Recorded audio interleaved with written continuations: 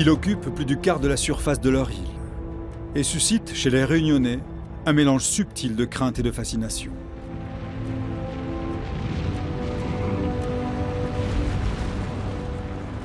Rouge, effusif en permanence, ces soubresauts sont spectaculaires, mais en principe inoffensifs pour l'homme.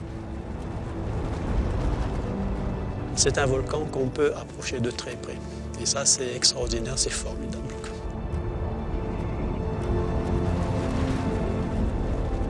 Devant un tel phénomène, on est résigné finalement.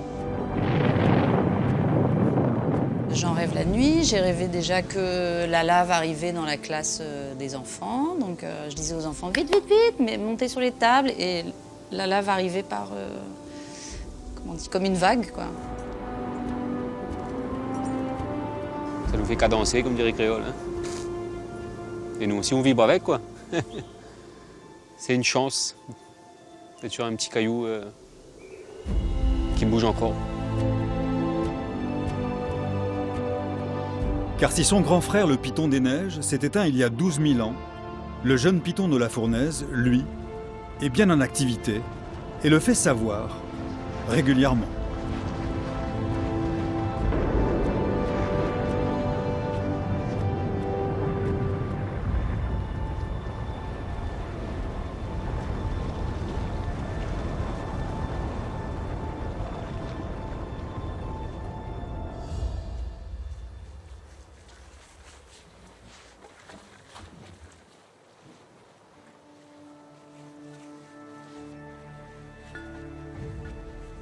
Sur le Piton de la Fournaise, une éruption se produit en moyenne tous les 9 mois.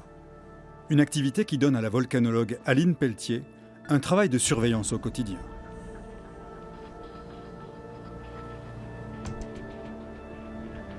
En fait, on a plusieurs zones préférentielles d'éruption. Donc, il y a bien sûr le cratère principal donc au sommet, et ça représente entre 20 et 30% des éruptions. Mais la plupart du temps, les éruptions ont lieu sur le flanc du cône terminal, à sa base, ou voire même plus loin. En début d'éruption, on a d'abord des fissures éruptives qui se forment. En fait, c'est une fracture qui s'ouvre, à l'intérieur duquel le magma va s'injecter et créer des coulées de lave en surface et des fontaines de lave. Et l'accumulation des fontaines de lave au cours du temps va former un petit cône volcanique. Et tous les cônes volcaniques qu'on voit sur les flancs du volcan correspondent à une éruption.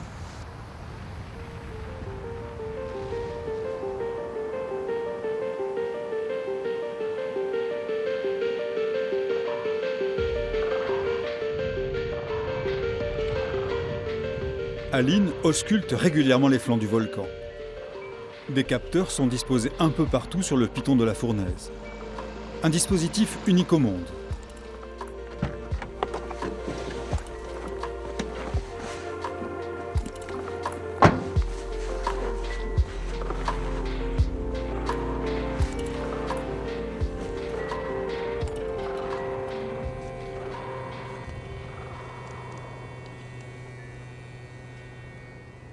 Donc aujourd'hui, on va faire des mesures de concentration en CO2 dans le sol. Il faut savoir que le Piton de la Fournaise est un volcan qui dégaze très peu par rapport à d'autres volcans à travers le monde. Mais depuis 2010, on a quand même densifié notre réseau de surveillance qu'on avait, la sismicité et la déformation, avec un réseau de suivi des gaz à la fois dans le sol et dans l'air. Et on s'est rendu compte qu'on avait donc des signaux précurseurs au niveau de la concentration en CO2 dans le sol. Et on s'est rendu compte qu'avant les éruptions, on avait une chute de la concentration en CO2, puisque lors de sa remontée, le magma va dégazer. Et lorsqu'il remonte, on va avoir une concentration qui va diminuer au cours du temps. Et donc là, on va tester, on va surveiller, voir si on a cette baisse de CO2 qui serait donc en accord avec les transferts qu'on voit actuellement avec les autres signes précurseurs. Entre le moment où le magma part de la chambre magmatique superficielle et arrive en surface, c'est extrêmement rapide, ça prend d'une vingtaine de minutes à quelques heures. Donc c'est pour ça, dès qu'on a les premiers signes d'une remontée de magma à la surface, nous sommes les premiers maillons de la chaîne en fait, pour alerter les autorités et évacuer la zone du volcan. Les éruptions de la Fournaise sont de type effusif. Les coulées de lave sont fluides et relativement lentes, ce qui laisse le temps aux hommes d'évacuer les zones menacées.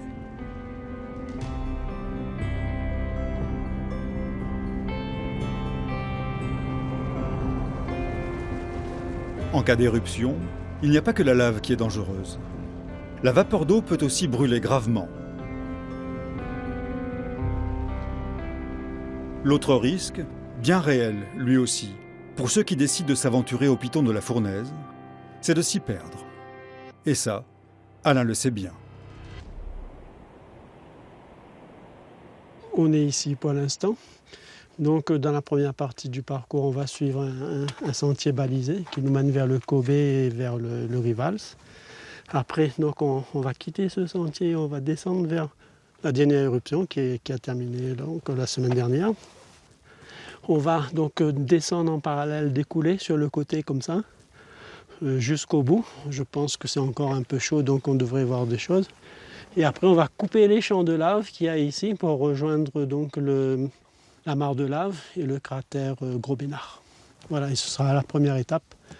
On fera le bivouac ce soir ici.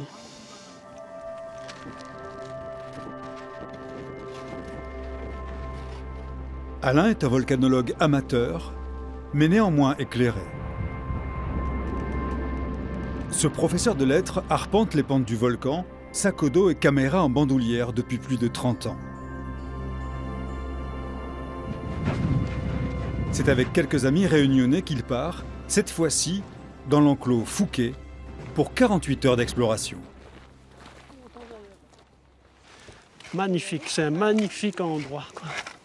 Franchement, il est improbable à l'endroit où c'est là, avec un cratère et puis tout d'un coup une grosse mare, une bulle de lave qui a éclaté et que là laisse la marque. Un endroit idéal pour camper.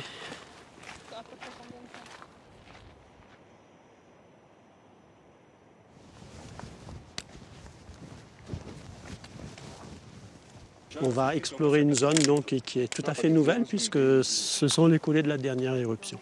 Donc pour nous c'est nouveau, on espère trouver des choses intéressantes, en tout cas voir ce qui s'est passé dans le secteur. Et c'est une zone assez difficile d'accès et c'est vrai que le lieu où on va est exceptionnel et parmi nous il y a beaucoup de gens effectivement qui ne sont jamais allés.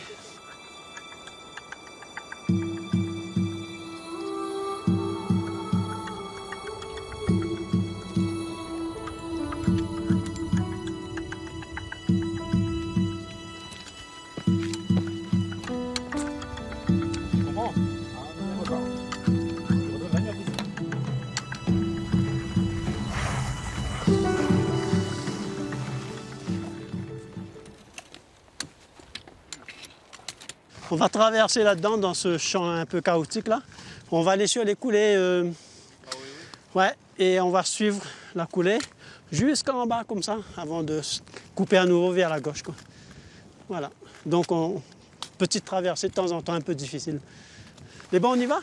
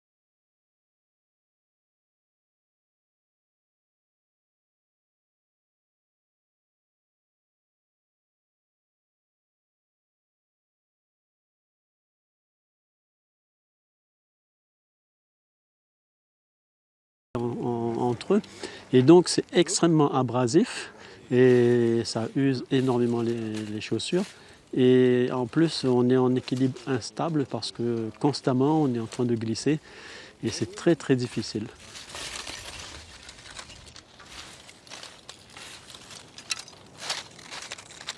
C'est une progression lente et on fait attention parce que ce n'est pas un terrain tout à fait stable, il peut se dérober sous nos pieds.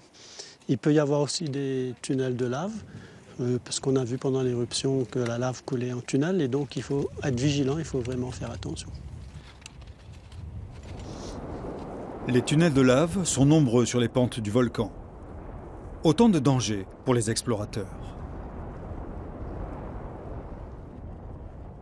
Donc lorsqu'une éruption dure un petit peu au piton de la fournaise, lorsqu'on dépasse quelques semaines, enfin quelques jours, 7 jours à 10 jours d'éruption, on a essentiellement une activité qui va se faire en tunnel de lave.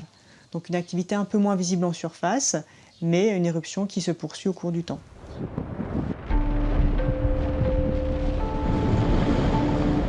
Ces phénomènes se concentrent dans l'enclos Fouquet, une zone désertique entourée de falaises de lave refroidies, mais très fréquentée par les scientifiques. Large de 9 km et longue de 13 km, cette caldeira porte le nom du géologue français du 19e siècle, Ferdinand André Fouquet. Les parois qui la surplombent sont hautes de 100 à 400 mètres.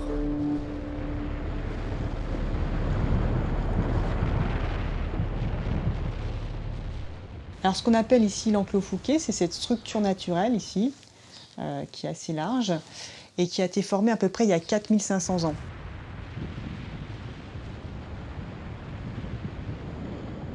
On voit très bien que toutes les coulées récentes, donc qui sont postérieures à l'arrivée de l'homme sur l'île, sont essentiellement à l'intérieur de cet enclos. Et on voit très bien que les coulées, lorsqu'elles arrivent près de l'enclos, du coup elles arrivent embutées ici et suivent donc ce rempart naturel et dévalent vers la mer.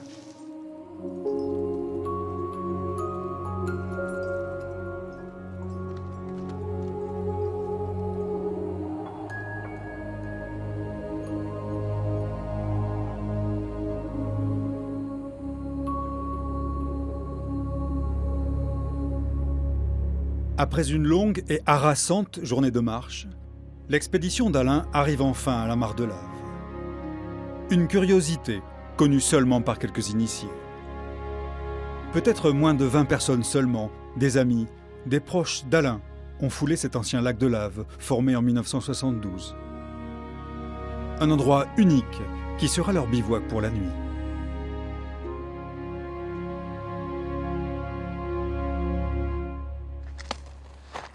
Tous ces bords-là constituent le plancher initial.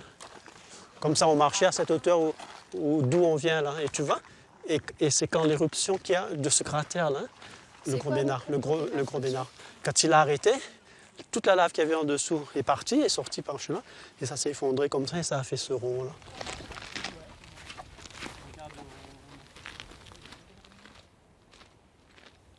Oh, mais c'est magnifique, hein, ce terrain, je veux dire, de fouler ces sols. Regardez d'innombrables cratères. Là, chaque cratère porte un nom et ces noms font partie aussi du patrimoine de la Réunion. Hein, cratère Bénard, hein, du nom d'un photographe. Le Timise, hein, du nom d'un oiseau. Tout ça, ça nous permet de nous retrouver un petit peu nos racines aussi.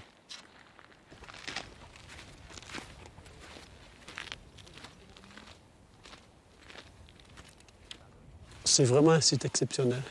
On craint que ça disparaisse parce qu'il y a eu tellement d'éruptions dans le coin depuis quelque temps. Et les coulées se sont quand même beaucoup approchées de ce site. Et on se dit que tôt ou tard, il va disparaître. Et c'est une raison de plus pour en profiter.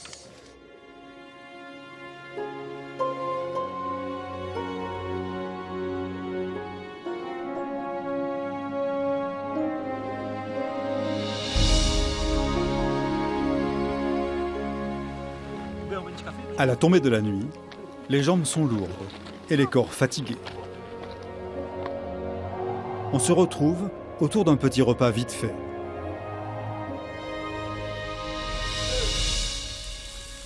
petit peu de jambon. Tu t'emmènes tout moi, s'il te plaît.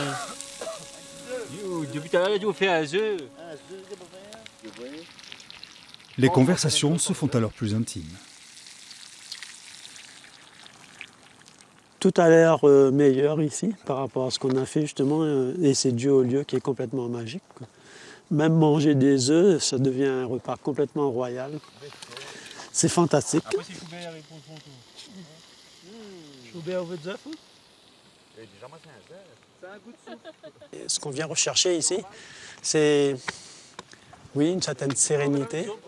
Et sans tomber dans le mysticisme, on dira qu'il y a quand même des forces telluriques qui se dégagent de ces lieux et qu'on ressent et qui agissent sur nous, qui nous rechargent un peu comme une pile. Regarde, mi souhaite à ça une bonne nuit. Je le retrouve. Ah, oui. Alain, prends ton t-shirt, on va avoir midi.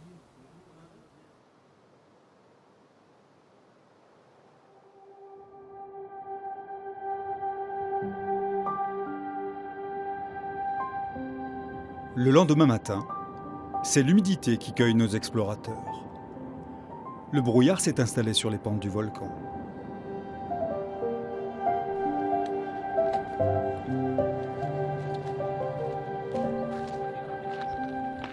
Le groupe prend alors la direction de la mer, vers les grandes pentes, à la recherche des fameux tunnels de lave.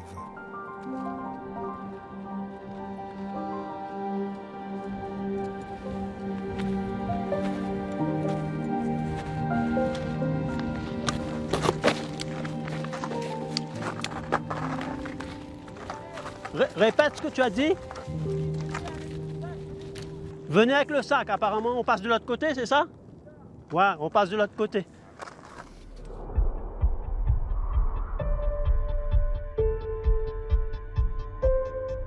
Deux ans auparavant, lors d'une précédente expédition, Alain avait découvert une cheminée qu'il ne connaissait pas. Il était alors accompagné de deux amis aguerris dans l'escalade et la spéléologie. Les hommes traversent d'abord l'énorme coulée de lave provenant de l'éruption du siècle de 2007, puis descendent à l'intérieur du cratère du Tremblay, percé de plusieurs cheminées.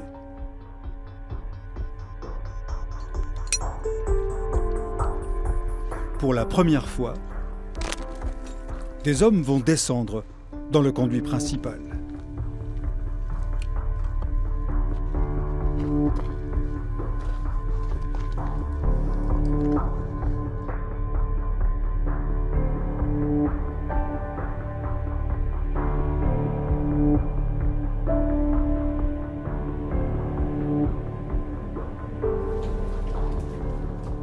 À l'intérieur du tunnel, la température dépasse les 27 degrés.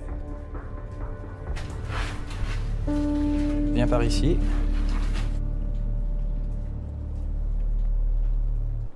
On a un orifice qui se dévoile, une espèce de voûte, et là, ça continue ici. Donc cet orifice probablement communique probablement avec l'autre. Ça a l'air de vouloir repartir comme ça.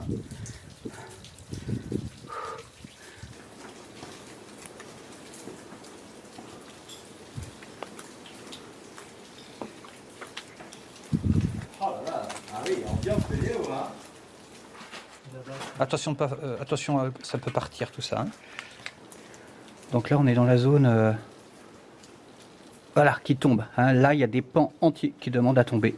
Et ça, par contre, c'est très moyen. C'est très, très, très moyen. J'aime pas du tout.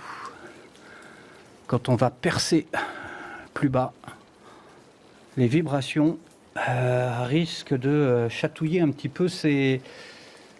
Et la partie là, descendre ici, je sais pas s'il vaudrait mieux pas descendre là-bas, à l'autre bout. On est sur un système fissuré assez conséquent, à peu près de 6 mètres. Au-dessus, coupole ou... Voilà, on sait pas trop. Arrivé, coupole. T'es trop près, t'es trop près, t'es trop près. Non, non, non, reste pas là. Je vais mettre là. S'il y a un... Regarde, c'est bon. Ok. Je ne ferai pas de bêtises.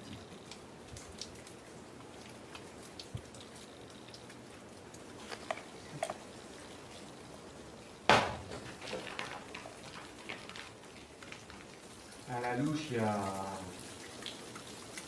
encore 100 mètres. Ouais. Mais sans problème. Mm-hmm. Allez, j'y sens parce que j'ai pas envie de dire plus, mais il y a plus. Ouais, il y a plus, ouais. De toute évidence, le fond du cratère est encore loin. La mort dans l'âme, la descente s'arrête là. Mais ils en profitent pour repérer la meilleure façon de se glisser plus profondément dans les entrailles du piton de la fournaise. il faut passer là-bas. Donc là, on passera ici, dans cette goulotte, dans cette espèce de goulotte, pour descendre. Et puis en plus, le rappel, a priori, serait beaucoup plus aisé, plus facile. Pour l'instant, on a vu un puits donc, qui a servi de remontée à la lave depuis sa chambre magmatique. Quand on regarde ce cratère, on était loin de s'imaginer qu'il était aussi profond. Et on voit comment un puits volcanique profond est constitué, puisqu'il n'y en a pas tant que ça à La Réunion. Ça nous permet de voir comment le magma a cheminé depuis les profondeurs pour arriver jusqu'à la surface. Et on voit que les conduits sont extrêmement profonds.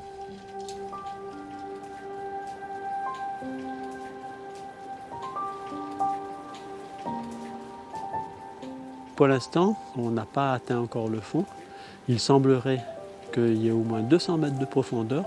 On est arrivé à peu près à 100 mètres et on ne sait pas ce qu'il y a au fond. Et il va nous falloir de toute façon acquérir un peu plus de matériel pour pouvoir aller plus profond.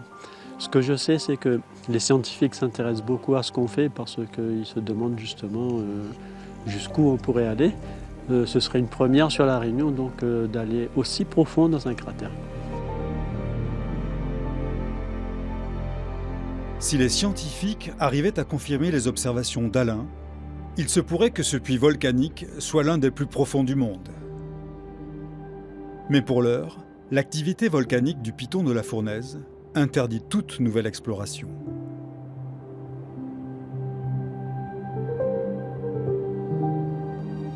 Là, on est sur une coulée qui a 14 ans, hein. 2004, mai 2004. Elle est arrivée vraiment à 600 mètres d'altitude. Donc on va emprunter ce couloir-là. Et sur les côtés, c'est impénétrable. On voit les fougères arborescentes, on voit... C'est vraiment très ancien, quoi.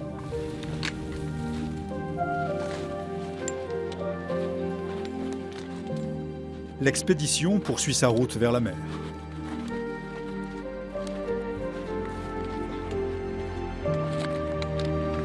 Waouh, ça y est, on voit la côte. Ouais. Génial. Enfin, on va passer en dessous. là. Hein? On va passer en dessous du mauvais temps. Et voilà le cratère du passage.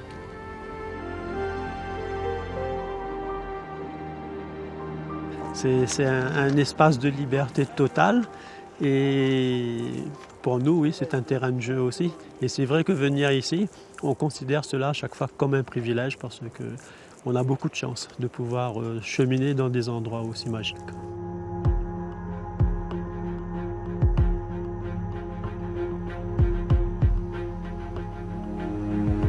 Large d'1,5 km et haute de plus de 60 mètres à certains endroits, la coulée de 2007 a été qualifiée à tort d'éruption du siècle. Elle est en fait la plus grande éruption jamais observée par l'homme à La Réunion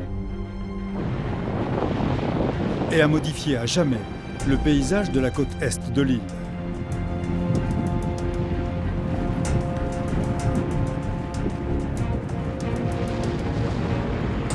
« 220 millions de mètres cubes de lave avaient alors été expulsés des entrailles de la Terre.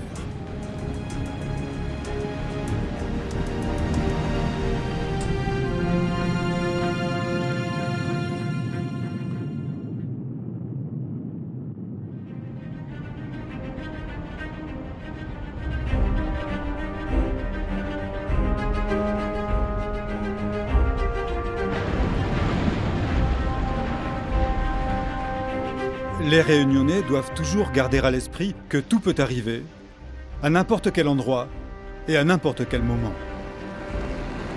Les événements les plus rares et les plus improbables ont souvent été les plus destructeurs. Car personne ne s'attendait à ces catastrophes.